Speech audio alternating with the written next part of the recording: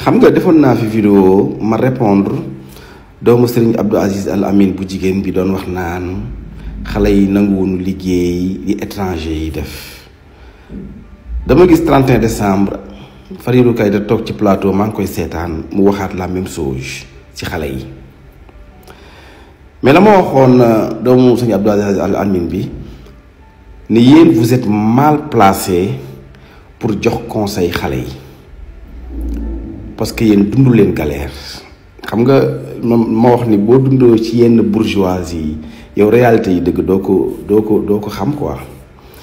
Fadilou Keita bi mu amee bac ba war a jàngi extérieur dafa ne yaayam damay dem États-Unis yaayam ni ko non France nga jëm muy werenteeg yaayam ci loolu moo ko expliqué. est-ce que kooku bokk naag xale bi nga xam ni dafa làqatu ay parents jaar yoonu Nicaragua wala sax mu jël songu géej gi dem Espagne ndax désespéré xale yi léegi lépp la nangu liggéey maanaam complexe boobu dañ na. man bi ma demee Sénégal daaw dama doon yeewu dem foofu ci annexe 2 ministre des affaires étrangères foofu ci watu gaar bi fajar gi di xool sénégalais yi nii dugg biir ville di daw. beneen bi damay gis nii ñu bari dañuy nengal waaw non Fadilou Keita waxul ak Sonko patriote yi lay waxal mais même bu waxul ak Sonko est-ce que ñun war na wax ak ñun Fadilou Keita mais il est kii ba ñëw am kilo di wax ak sax patriote yi mais c'est pas vrai. Fadilou Keita dafa wax ak patriote ba pare def allusion Ousmane Sonko wax ak moom dafa ni Ousmane Sonko man duma patriote yi nga xamante ni dañ la def sa yàlla wala sa buur duma patriote yoo xamante ni ay mouton lan ku mel ni Yoro nekk bitim réew di la tudde doom man nekkuma ci loolu.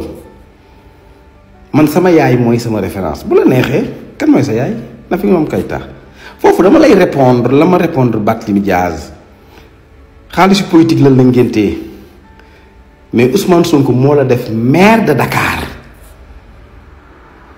Fadilou Keita yow CDC nga nekkoon depuis 2011 lu ne daj nga fa kan moo la def directeur général bu CDC waxal te yàlla tax Ousmane Sonko moo la ko def. Ousmane Sonko yow sa kanam day fal ay maire day fal ay député fal na président yow avant bu doon Ousmane Sonko est-ce que xamoon nan la man bi nga duggee prison laa lay soog a xam. Fadilou Keita c'est que nag Ousmane Sonko moo généreux c'est que Ousmane Sonko la xolam yaatu xam nga dafa am ñaar yoo xamante ni patriote yi dañ ko gis ci Ousmane Sonko benn bi mooy dañ ko bëgg ñaareel bi mooy dañ ko ruus. xam nga tax ñu bëgg ko Ousmane Sonko dafa porter projet bi endossé ko daj ci lu ne lu si ñi daj rek moom mi jiite projet bi daj na la ko ci raw. moo tax ñu bëgg ko deuxième bi lu tax ñu rus ko mooy dafa jekku ba pare yàkkale mbir mi Ousmane bu ko neexoon tey jii mu topp Macky Sall ñu reporter élection yi mu nekk président de la République su ko neexoon deuxième personnalité de l'État Ousmane Sonko da koy nekk mais loolu lépp da ko joxe yow Fadilou Keita yow da lay leer ni yow Ousmane Sonko fi mu nekk boo fa nekkoon doo jox Bassirou Diomaye Faye mu doon président. fi mu nekk boo fa nekkoon tey deuxième personnalité de l'État président assemblée nationale doo ko jox El Malick Bon dama lay wax ni la Ousmane Sonko sa yaayee sa référence mais Ousmane Sonko sa baay la c'est ton père mais olof dafa résumer lépp dafa ni boo yoree sa kuy ba mu màgg day mbëkkanteeg yow loolu olof moo ko wax ñun dañu bëgg Ousmane Sonko man personnellement man Yoro awma sago ci Ousmane Sonko. ku ko song ma song la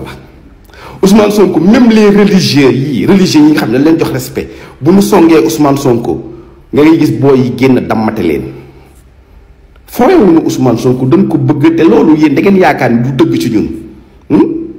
Fadilou Keita Ousmane Sonko sa baay la c'est ton père képp kuy politique Sénégal Ousmane Sonko mooy sa baay te yaa ngi ci biir. joxe hélas.